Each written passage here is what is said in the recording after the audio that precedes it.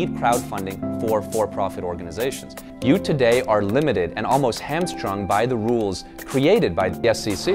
What the rules basically say is that you can only take investment from accredited investors. An accredited investor is defined by someone who has a net worth of over $1 million or makes $250,000 household income for 3 years or longer. That really limits the opportunity for who can invest. What crowdfunding, I think, could really do is revolutionize the birth of new business, which is frankly the biggest creator of jobs in any economy. The best way to do that is to allow people who couldn't be accredited investors to have access to invest in cool ideas, and vice versa, get the cool idea entrepreneurs to get access to the people who are not accredited investors. One of the things that I really think is amazing about crowdfunding is that you're reaching out to your actual stakeholder base. Now, there has to be rules and there has to be good thought process around how this is done so that you aren't conning, poor grandma in Wisconsin out of her savings. Had crowdfunding been available for TerraCycle, I think we would have been able to accelerate our growth in a significantly faster way than we did.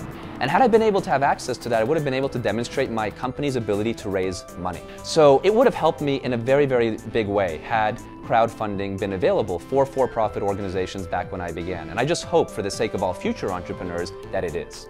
If you think about any startup of any kind, whether it's Facebook, whether it's TerraCycle, or anything in between, the people who make the real money are the people who invested at the very beginning. My investors who invested in our first round, if they sold today, would already be multiplying their money 10 times over.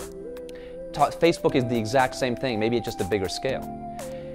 The only time, and that's the only people who can today legally get involved in that, is the 1% of people who are accredited investors, who are rich. You can only be accredited if you are by definition wealthy.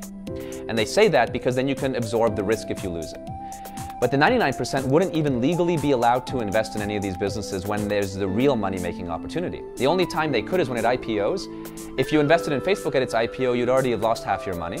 And if you invest in any business maybe that had a good IPO, you're still only going to make, 30, 40, 50% if you're lucky. You're not going to make the 10,000% increases that you would if you were able to get in on the very first round. And how is that fair?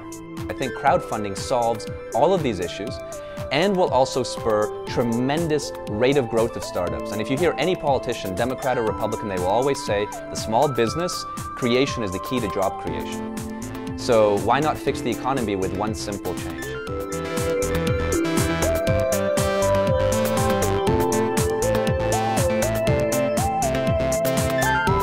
I have a clear message for the SEC, which is that if you get your job done, which is to let for-profit crowdfunding happen, then you're going to increase our economy in a profound way. You're going to create a lot of jobs, you're going to allow for significant innovation to occur, which all results in bottom line improvements to the economy.